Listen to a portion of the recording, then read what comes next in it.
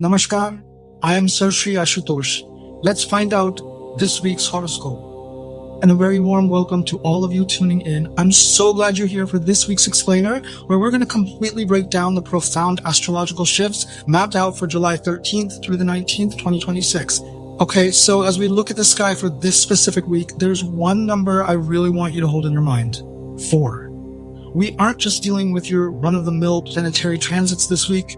No, we are looking at exactly 4 major, incredibly rare cosmic events all happening simultaneously. And these 4 events are going to absolutely shape everything else we talk about today. Now, it's like a giant puzzle, and it's so interesting to see how these 4 events create the entire astrological weather pattern for the coming days. First up, we have Karkada Sangaranti. The Sun is entering Cancer and meeting an exalted Jupiter. This is just a massive, beautiful surge of expansive energy. Second, Tuesday brings Adamavati Amavasya, a powerful dark moon falling on a Tuesday, which is literally the perfect window for clearing debts and honoring your ancestors. Third, Mercury is retrograde in its own sign of Gemini, which is a big signal to just pause, reflect, and maybe double-check those texts before sending them. And finally, Saturn is almost completely stationary in the Revati Nakshatra, meaning its karmic lessons are going to feel incredibly intense and slowed down. So that's the macro-level foundation for our week. Starting things off with Mesh Rashi, our Aries listeners, you're looking at about a 60% overall tendency this week. Now, the pressure of the 12th house Saturn might bring up some unexpected expenses or even mess with your sleep a bit, but honestly, don't worry. Thanks to that retrograde Mercury, your career is actually going to bring back old, unfinished work so you can finally clear it off your desk. Just do yourself a favor and avoid emotional spending, okay? To protect your energy and navigate Tuesday's cautions, chanting the Hanuman Chalisa and practicing Pitratarpan are absolutely your stellar remedies this week. Moving on to Vrish Rashi, Taurus. You have a super strong 68% potential this week, and that's heavily driven by Mars sitting right in your first house. It's like a massive injection of drive and energy. Your career and money sectors are just glowing right now. Your consistent hard work is going to pay off with some really strong profit tendencies. But Mars brings the heat, right? You need to be a little cautious about a sharp temper causing friction at home. A really wonderful practical remedy here is offering sweet water on Tuesday to literally cool down that fiery Mars energy, alongside a Lakshmi Puja on Friday. For Mithun Rashi or Gemini, your overall metric is sitting at 64%. The absolute central theme for you is your ruling planet Mercury going retrograde right in your own sign. But actually, this makes it the perfect week to revise old projects and, get this, finally recover funds that have been stuck. Just promise me you'll reread any new contracts twice. In love and health, maybe avoid sending those hasty text messages to prevent any classic retrograde miscommunications. The Vishnu Sahasranama and Ganesh Bandhana are your go-to remedies to smooth out these little wrinkles. And then we have Karkat Rashi, Cancer. Wow, you are undeniably the star of the week, with a massive 75% overall tendency. This is being driven by an incredibly rare once-in-12 years event, an exalted Jupiter in your first house, which is soon to be joined by the Sun. Career and money are just skyrocketing at 78% and 76%. You can expect recognition, new leadership opportunities, and bold profits. Plus, your vitality is super strong. But remember, with great power comes the need for great humility. Your remedies to keep you grounded are a respectful Shiv Jalabhishek on Monday and donating yellow clothes on Thursday. For Singha Rashi, Leo, you're at 52%. Now, this is distinctly a week for restraint. You're dealing with an 8th house Saturn that is nearly stationary, which means its heavy, restrictive energy is highly concentrated right now. My advice? Work quietly. Absolutely avoid lending or borrowing any money.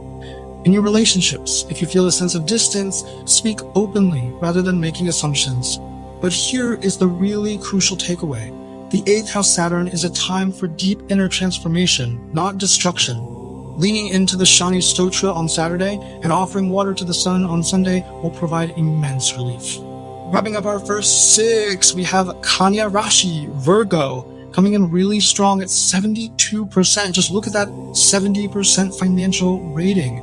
This is basically a golden week for your income and networking because you've got an exalted Jupiter sitting right in your 11th house of gains. However, your 7th house Saturn indicates there might be just a bit of friction or a test of patience with your spouse. To smooth over any marital tension, a beautiful, simple remedy is for couples to light a lamp together on Saturday evening, alongside feeding green grass to cows on Wednesday. For Tula Rashi, Libra, you're looking at a very solid 66%. What's absolutely fantastic for you right now is that the 6th house Saturn is acting like an impenetrable shield against your rivals, and it's even helping you overcome some old health issues. Career-wise, you have a strong likelihood of victory over competitors, and profits are definitely flowing from the art or beauty sectors. Just beware of online illusions in your personal life. Keep your feet on the ground there. To maintain this continued protection, the traditional Chaya Dan, which is where you see your own reflection in mustard oil before donating it, is a highly recommended remedy on Saturday. Vrishchik Rashi, Scorpio, you are at a very promising 70%. Now you do have a Chandrashtama caution on Monday and Tuesday, which means the moon is in its 8th transit from your sign, so you can expect a slow, maybe slightly draining start to the week. But we sandwich this caution with massive luck. You have an exalted Jupiter right in your 9th house of fortune, which brings favorable turns in legal matters and makes it an excellent time for long-term investments. Your key remedy to offset that early week sluggishness is the highly effective Pitru Tarpan on Tuesday the 14th.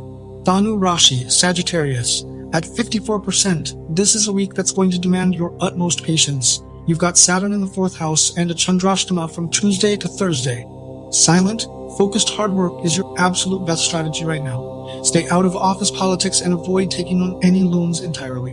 However, the 8th house Jupiter, while challenging, is actually building immense inner strength and resilience within you. To soften the edges of this week, focus on serving your elderly family members. It's a beautiful, living remedy that works wonders. For Makar Rashi, Capricorn, you've got a great balance here at 65%.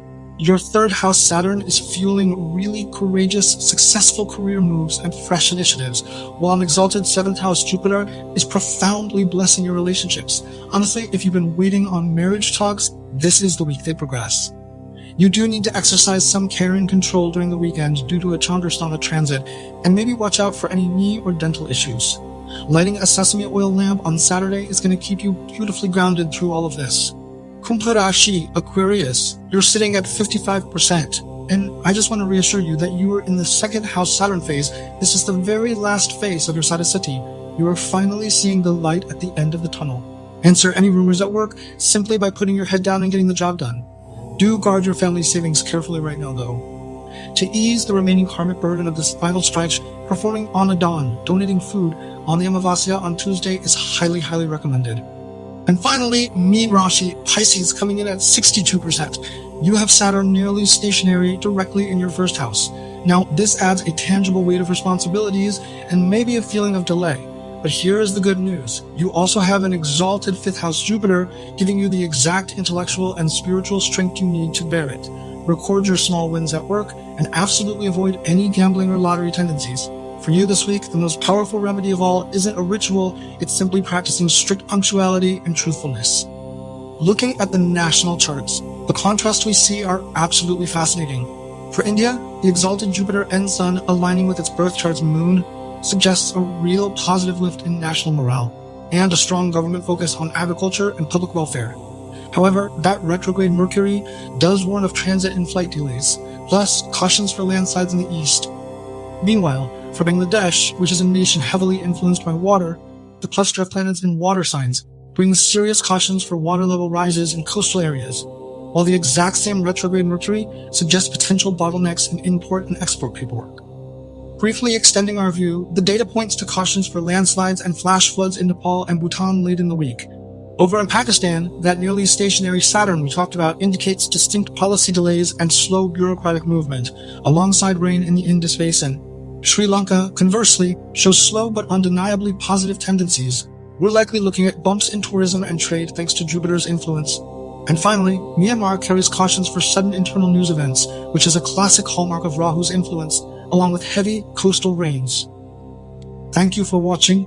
To catch the next video, subscribe to the channel and don't forget to like, comment and share.